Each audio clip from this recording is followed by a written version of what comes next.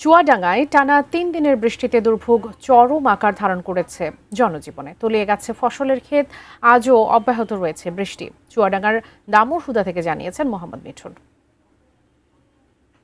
বৃষ্টিতে চুয়াডাঙ্গা জেলার যে সমস্ত খেটে খাওয়া মানুষ তারা কিন্তু অনেকটাই কর্মহীন হয়ে পড়েছে। বিশেষ করে এই বৃষ্টির ফলে একদিকে যেমন তারা কাজে যেতে পারছে না, পাশাপাশি এই বৃষ্টির কারণে চুয়াডাঙ্গা জেলাতে যে সমস্ত গুরুত্বপূর্ণ সড়ক আছে সড়কগুলোতে আমরা দেখেছি যে এই বৃষ্টির ফলে অনেক স্থানে ধসে গিয়েছে। এবং আমরা যেখানে দাঁড়িয়ে আছি এটা চুয়াডাঙ্গার দামুড়হুদা উপজেলার গোবিন্দহুদা গ্রাম, যেটা গুরুত্বপূর্ণ সড়ক মুজিবনগর এবং কার্পাসডাঙ্গা, এই দুই অঞ্চলের মানুষ কিন্তু আসলে এই সড়ক দিয়ে যাতায়াত করে থাকে। গতকালকে যে বৃষ্টি হয়েছে, বৃষ্টির ফলে পাশ থেকে আমরা স্থানীয় লোকের সাথে কথা বলে তারা কিন্তু জানিয়েছে যে এই রাস্তার পাশেই অবৈধভাবে বালি তোলার কারণে এই রাস্তাটা কিন্তু ধসে গিয়েছে। তবে ইতিমধ্যে আমরা দেখেছি গতকালকে জেলা প্রশাসক এবং উপজেলা নির্বাহী অফিসার এই রাস্তায় পরিদর্শন করেন এবং এটা জরুরি ভিত্তিতে যাতে মেরামত করা হয় এবং পাশে যাতে গাইড ওয়াল দেওয়া যায় সেজন্য কিন্তু তারা নির্দেশ দিচ্ছে। জানেন এখন কিন্তু মৌসুম আউশ ধানের কৃষকরা কিন্তু চাষ করছে, পাশাপাশি যে সমস্ত নিচু এলাকা আছে সেগুলো কিন্তু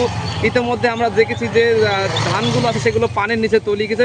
ধানের পাশাপাশি যে সমস্ত সবজি আছে সেগুলোতেও কিন্তু পানি বেঁধেছে। তবে আমরা কৃষি বিভাগে কথা বলছি, তারা কিন্তু জানিয়েছে যদি যে সমস্ত জমিগুলোতে পানি বেঁধে সেগুলো যদি কেটে দেওয়া হয় তাহলে পানি সরে গেলে কিন্তু এই চাষের তেমন কোনো ক্ষতি হবে না। আমরা আবহাওয়া অফিসে কথা বলেছি, আবহাওয়া অফিসের তথ্য মতে আগামী অর্থাৎ চলতি সপ্তাহে চুয়াডাঙ্গা জেলাতে প্রতিনিয়তই হালকা এবং মাঝারি ধরনের বৃষ্টি হওয়ার সম্ভাবনা আছে। তবে আগামী সপ্তাহ থেকে বৃষ্টি কমার সম্ভাবনা আছে বলে তারা ধারণা করছে। তো সব মিলিয়ে এই ছিল আমার কাছ থেকে চুয়াডাঙ্গা জেলার সর্বশেষ তথ্য।